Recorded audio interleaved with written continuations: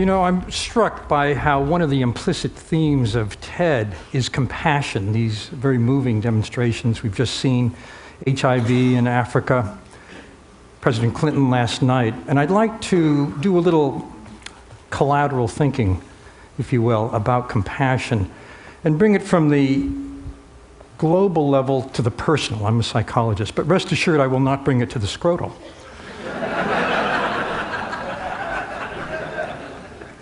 There was a very important study done a while ago at Princeton Theological Seminary that speaks to why it is that when all of us have so many opportunities to help, we do sometimes and we don't other times. A group of divinity students at the Princeton Theological Seminary were told that they were going to give a practice sermon, and they were each given a sermon topic. Half of those students were given as a topic the parable of the Good Samaritan, the man who stopped the stranger to help the stranger in need by the side of the road. Half were given random Bible topics. Then one by one, they're told they had to go to another building and give their sermon. As they went from the first building to the second, each of them passed a man who was bent over and moaning, clearly in need. The question is, did they stop to help? The more interesting question is, did it matter they were contemplating the parable of the Good Samaritan? Answer, no, not at all. What turned out to determine whether someone would stop and help a stranger in need was how much of a hurry they thought they were in. Were they feeling they were late? Or were they absorbed in what they were going to talk about? And this is, I think, the predicament of our lives, that we don't take every opportunity to help because our focus is in the wrong direction. There's a new field in brain science, social neuroscience, that studies the circuitry in two people's brains that activates while they interact. And the new thinking about compassion from social neuroscience is that our default wiring is to help. That is to say, if we attend to the other person, we automatically empathize, we automatically feel with them. They're these newly identified neurons, mirror neurons, that act like a neural Wi-Fi, activating in our brain exactly the areas activated in theirs. We feel with automatically. And if that person is in need, if that person is suffering, we're automatically prepared to help. At least that's the argument.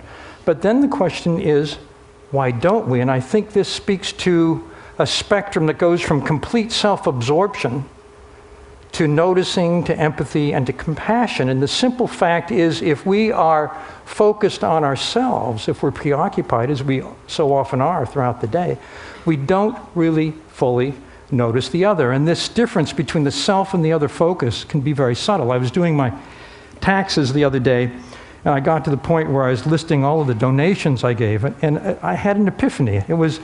I came to my check to the Seva Foundation, and I noticed that I thought, boy, my friend Larry Brilliant would really be happy that I gave money to Seva. Then I realized that what I was getting from giving was a narcissistic hit, that I felt good about myself. Then I started to think about the people in the Himalayas whose cataracts would be helped, and I realized that I went from this kind of narcissistic self-focus to altruistic joy, to feeling good for the people that were being helped. I think that's a motivator, but this distinction between focusing on ourselves and focusing on others is one that I encourage us all to pay attention to. You can see it in a gross level in the world of dating. I was at a sushi restaurant a while back, and I overheard two women talking about the brother of one woman who was in the singles scene. And this woman says, my brother is having trouble getting dates, so he's trying speed dating. I don't know if you know speed dating. Women sit at tables, and men go from table to table, and there's a clock and a bell, and at 5 minutes, bingo, the conversation ends, and the woman can decide whether to give her card or her email address to the man for follow-up. This woman says, my brother's never gotten a card, and I know exactly why. The moment he sits down, he starts talking nonstop about himself. He never asks about the woman. And I was doing some research in the Sunday Styles section of the New York Times, looking at the backstories of marriages because they're very interesting. I came to the marriage of Alice Charney Epstein and she said that when she was in the dating scene, she had a simple test she put people to. The test was, from the moment they got together, how long it'd take the guy to ask her a question with the word "you" in it. And apparently Epstein aced the test, therefore the article. Now, this is it's a little test I encourage you to try out at a party. Here at TED, there's great opportunities. The Harvard Business Review recently had an article called "The Human Moment" about how to make real contact with a person at work. And they said, well, the fundamental thing you have to do is turn off your BlackBerry, close your laptop, end your daydream, and pay full attention to the person. There is a newly coined word in the English language for the moment when the person we're with whips out their BlackBerry or answers that cell phone, and all of a sudden we don't exist. The word is pizzled. It's a combination of puzzled and pissed off. I think it's quite apt. It's our empathy, it's our tuning in, which separates us from Machiavellians or sociopaths. I have a brother-in-law who's an expert on horror and terror. He wrote the annotated Dracula, the Essential Frankenstein. He was trained as a Chaucer scholar, but he was born in Transylvania, and I think it affected him a little bit. At any rate, at one point, my brother-in-law, Leonard, decided to write a book about a serial killer. This is a man who terrorized the very vicinity we're in many years ago.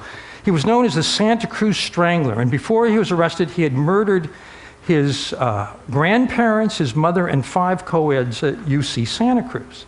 So my brother-in-law goes to interview this killer, and he realizes when he meets him that this guy is absolutely terrifying. For one thing, he's almost 7 feet tall. But that's not the most terrifying thing about him. The scariest thing is that his IQ is 160, certified genius. But there is zero correlation between IQ and emotional empathy, feeling with the other person. They're controlled by different parts of the brain. So at one point, my brother-in-law gets up the courage to ask the one question he really wants to know the answer to, and that is, how could you have done it? Didn't you feel any pity for your victims? These were very intimate murders. He strangled his victims. And the strangler says very matter-of-factly, oh no, if I had felt their distress, I could not have done it. I had to turn that part of me off. I had to turn that part of me off. And I think that that is very troubling. And in a sense, I've been reflecting on turning that part of us off. When we focus on ourselves in any activity, we do turn that part of ourselves off if there's another person. Think about going shopping. Think about the possibilities of a compassionate consumerism. Right now, as Bill McDonough has pointed out, the objects that we buy and use have hidden consequences. We're all unwitting victims of a collective blind spot. We don't notice and don't notice that we don't notice the toxic molecules emitted by a carpet or by the fabric on the seats, or we don't know if that fabric is a technological or manufacturing nutrient that can be reused, or does it just end up in a landfill? In other words, we're oblivious to the ecological and public health and social and economic justice consequences of the things we buy and use. In a sense, the room itself is the elephant in the room, but we don't see it. And we've become victims of a system that points us elsewhere. Consider this. There's a wonderful book called Stuff, the Everyday Life of the Hidden Life of Everyday Objects. And it talks about the backstory of something like a t-shirt, and it talks about where the cotton was grown and the fertilizers that were used and the consequences of the soil of that fertilizer. And it mentions, for instance, that cotton is very resistant to textile dye. About 60% washes off into wastewater. And it's well known by epidemiologists that kids who live near textile works tend to have high rates of leukemia. There's a company, Bennett & Company, that supplies Polo.com, Victoria's Secret. They, because of their CEO, who's aware of this, in China formed a joint venture with their dye works to make sure that the wastewater would be properly taken care of before it returned to the groundwater. Right now, we don't have the option to choose the virtuous t-shirt over the non-virtuous one.